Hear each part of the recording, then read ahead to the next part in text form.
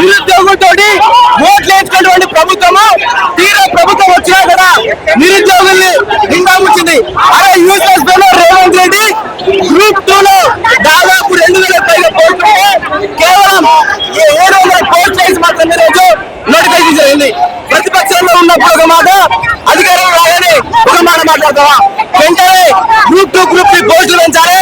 అదేవిధంగా 24,000 తోటి mega DSC చేయాలి. అదేవిధంగా గ్రూప్ 1:100 ఇవ్వాలని చెప్పేసి మేము డిమాండ్ చేస్తున్నాం. లేని పక్షంలో కేసీఆర్ పట్టిన కదే నీకు పడుతుంది.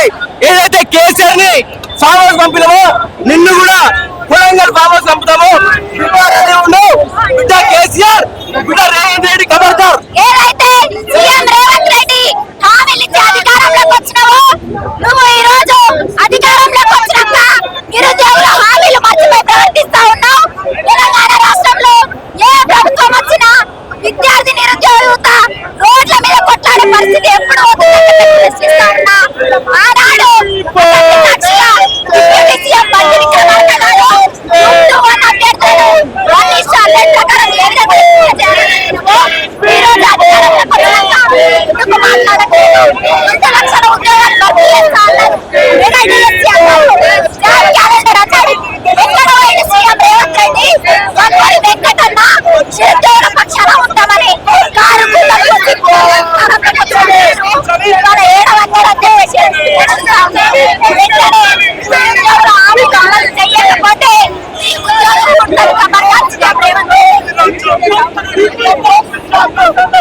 ఈరోజు తెలంగాణ రాష్ట్రంలో రేవంత్ రెడ్డి వచ్చి 6 నెలలు గడిచినా కూడా తెలంగాణ రాష్ట్రంలో నిరుద్యోగ సమస్య అయితే ఏ ఒక్కటి నెరవేర్చలేదు. ప్రతిపక్ష నేత ఉన్న Revanth Reddy mega DSC 25,000 post Telangana రాష్ట్రంలో ఖాళీ ఉండే అన్నాడు. గ్రూప్ 1 పోస్టులు, గ్రూప్ 2 పోస్టులు పెంచుతాడు, గ్రూప్ 3 పోస్టులు పెంచుతాడు. మరి ఎక్కడున్నావయ్యా? తెలంగాణలో 6 నెలలు గడిచినా కూడా రేవంత్ రెడ్డి నిరుద్యోగ ఇతర సమస్య ఒక్కడు కూడా పరిష్కరించాలి. వెంటనే గ్రూప్ 2 గ్రూప్ 3 పోస్టులు పెంచాలి, మెగా డిఎస్సీ వేయాలి, జాబ్ క్యాలెండర్ విడుదల చేయాలి, సంవత్సరానికి 2 లక్షల ఉద్యోగాలు కల్పించాలి. ఈయన ఇచ్చిన హామీలన్నీ నెరవేర్చాలని టీజీపీఎస్సీ బోర్డును ముట్టడి చేయడం జరిగింది.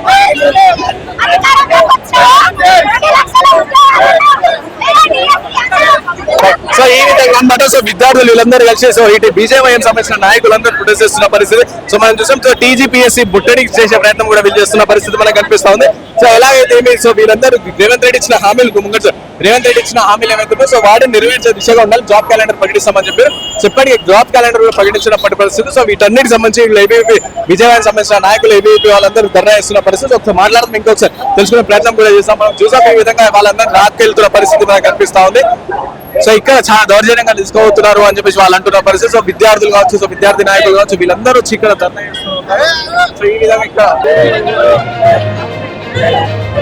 సో చూడొచ్చు కదా, మీరు ఫ్రేమ్ లో చూడొచ్చు. సో ఈ విధంగా అయితే పోలీస్ అధికారులు వాళ్ళందరినీ గుంజుకెళ్తున్న పరిస్థితి మనం చూస్తా ఉన్నాం. సో వీళ్ళని ఈ విధంగా గుంజుకెళ్తా ఉన్నారు.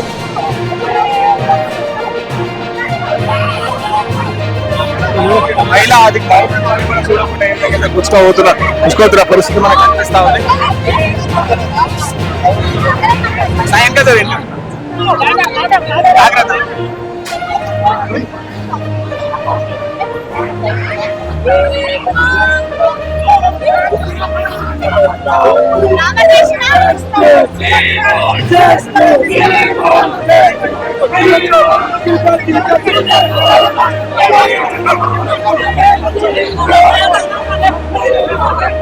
అడిగల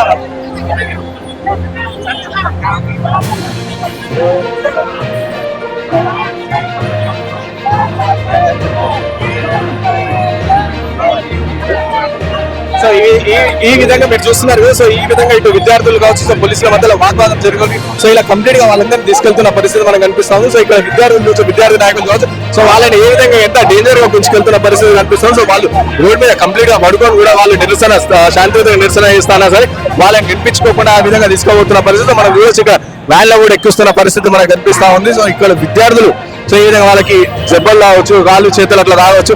సో ఎట్లా ఎత్తుకోవచ్చు.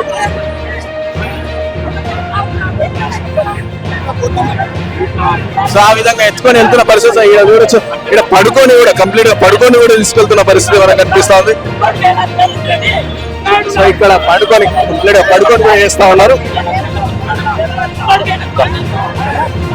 సో అక్కడ విద్యార్థులు చూడొచ్చు సైడ్ సో ఇక్కడ విద్యార్థులు చూడొచ్చు అక్కడ ట్రాలీ ఆటోలో కూడా ఉండి వాళ్ళు నిరసన చేస్తున్న పరిస్థితి మనకు కనిపిస్తుంది. సో ఇక్కడ కొంతమంది ఉన్నారు.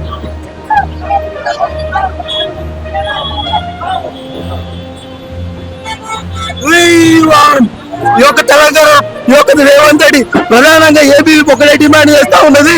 వెంటనే 24,000 పై ఉన్నటువంటి మెగా టీఎస్పీ ద్వారా ఉద్యోగాలు భర్తీ చేస్తున్నటువంటి ఒక తెలంగాణ ముఖ్యమంత్రి ఈ రోజు ఆ ఉద్యోగాలు భర్తీ చేయకుండా పబ్బం గడుపుతా ఉన్నాడు ఈ యొక్క ముఖ్యమంత్రి. అదే విధంగా ఈ యొక్క తెలంగాణ రాష్ట్రంలో ఏదైతే నేను ముఖ్యమంత్రి అయితే నిరుద్యోగం పోయి విద్యార్థులకు అందరికీ నిరుద్యోగులకు అందరికీ ఉద్యోగాలు ఇస్తున్నటువంటి ముఖ్యమంత్రి ఈ రోజు 6 నెలలు గడుస్తున్నా ఉంటా విద్యార్థులు నిరుద్యోగులు ఊస లేకుండా పబ్బం గడుపుతా ఉన్నాడు. అన్నా ఎవరు అది మనకు తెలియదు అన్న. ఈ యొక్క తెలంగాణ రాష్ట్రంలో నిరుద్యోగులకు ఉద్యోగాలు ఇస్తూ గత ప్రభుత్వం కూడా కాలం గడిపేస్తూ నిరుద్యోగులకు తీవ్రంగా అన్యాయం చేస్తుంది గత ప్రభుత్వాన్ని. ఈ యొక్క కాంగ్రెస్ ప్రభుత్వాన్ని ఎన్నుకుంటే ఈ యొక్క ప్రభుత్వం ఏర్పడిన కూడా నిరుద్యోగులకు అదే విధంగా అన్యాయం చేస్తున్న ప్రభుత్వం 11,000 ఉద్యోగాలు ఇచ్చే చేతులు దొరుకుతుంది ప్రభుత్వం.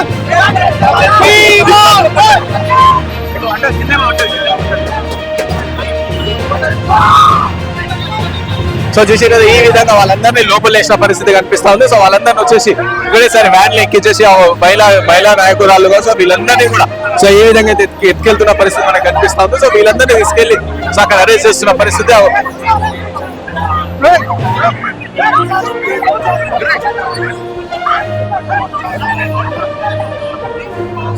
సో ఇట్లా అన్నమాట. సో ఇక్కడ నిరసన తెలపడానికి వచ్చిన వాళ్ళందరూ సో వీళ్ళందరినీ కూడా ఇట్లా తీసుకెళ్తున్న పరిస్థితి. సో ఉస్మాన్ యూనివర్సిటీ నాయకులు కావచ్చు సో వీళ్ళందరినీ ఈ విధంగా పట్టుకుంటా ఉన్నారు. సో అక్కడ ట్రాలీ లారీలు అన్నిట్లో తీసుకొని వెళ్ళిపోతున్నాను. సో ఇక్కడ స్పెషల్లీ టీఎస్పీసీ గాంధీ భవన్ సమక్షంలో ఏదైతే ఈ నియర్ బై ఏరియా సో ఇక్కడ కంప్లీట్ గా రోడ్ పైన కూడా సో మొత్తం జగన్నాథం ఉంటున్న పరిస్థితి.